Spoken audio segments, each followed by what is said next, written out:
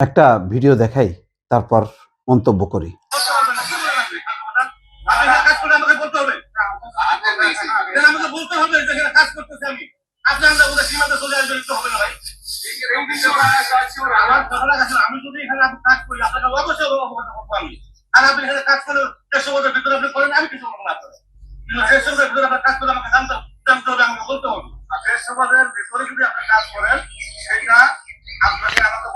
আর দেশ সমাজের বাইরে আপনারা করবেন, এখানে কাজ আমি করতে পারবেন না। কি করে রাখবে? আপনি কাজ করে আমাকে বলতে হবে। আমাকে বলতে হবে যে এখানে কাজ করতেছি আমি। আপনার সীমান্ত। দেখেন, এই যে ভিডিওটা দেখালাম, আজকে সোশ্যাল মিডিয়াতে গত 2 দিন থেকে এটা দেখতে পাচ্ছি। সীমান্তে বিএসএফ এর অবৈধ খুঁটি স্থাপনের চেষ্টা রুখে দিল বিজিবি।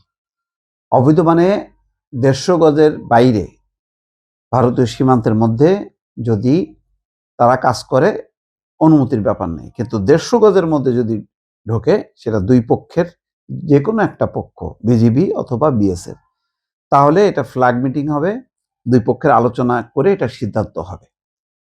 কিন্তু এখানে দেখেন, ওই যে শুভেন্দু অধিকারী এখন বলছে কাঁটাতারের বেড়া দিয়ে দাও এবং 45 দিনের মধ্যে জমি বরাদ্দ তারা দেবে। তো এখন সমানে তারা শুরু করছে তৎপরতা। সেটা আর এখন বাংলাদেশের কর্তৃপক্ষের সঙ্গে আলোচনা করার কোনো প্রয়োজন মনে করছে না। তারা ভিতরে ঢুকে যখন নাকি খুঁটি কাটতে গেছে তখন ওই বিজিবি বাধা দিছে। বিজিবি বাধা দেওয়ার সাথে সাথে দেখেন একদম আস্তে করে কুকড়ায় গেছে। কারণ এদের তো কোনো নৈতিক সাহস নেই, নৈতিক বল নেই। নৈতিক বল না থাকার কারণ হচ্ছে তারা জানে আন্তর্জাতিক আইনে কি আছে। সেই কথা বিজিবির সদস্য যখন নাকি বেশ জোরের সাথে বলছে, তখন দেখেন কুকড়ায় গেছে। এবং এটা নিশ্চিত যে আজকে বিজিবির সদস্য যেইভাবে সে সাহস নিয়ে বলতে পারছে, 5ই আগস্টের আগে সেই সাহস তার ছিল না। শেখ হাসিনার আমলে কোনো বিজিবি সদস্য এইরকম ভাবে কথা বলে সাথে সাথে তার 14 গোষ্ঠী সুদ্ধা গুম হয়ে যেত অথবা তাকে উধাও করে দিত বা মানে সাসপেন্ড হতো, আরো যা যা নির্যাতন নিপীড়ন সব নেমে আসতো। আজকে সে বলতে পারছে এই কারণে 5ই আগস্টের পর প্রেক্ষাপট চেঞ্জ হয়ে গেছে। এত সোজা না। শুভেন্দু অধিকারী ওখান থেকে 91 লাখ ভারতীয়কে অনুপ্রবেশকারী চিহ্নিত করে বাংলাদেশে ঠেলে দেবে, অত সোজা না। তারা যেটা করতে পারে, তাদের কাঁটাতারের বেড়া তারা দিতে পারে, তাদের সীমানায় তারা দিতে পারে, বাংলাদেশও দিতে পারে, এটা কোনো নেই। কিন্তু ওই যে সীমান্তের যেই দুই পারে সীমান্ত, তো এই পার ও পার কৃষি জমি আছে, বসবাস আছে মানুষের, তাদের মধ্যে তো কোনো বিরোধ নেই, তারা মিলেমিশে থাকে। সেই জায়গাটায় একটা প্রতিবন্ধকতা তৈরি করা হচ্ছে।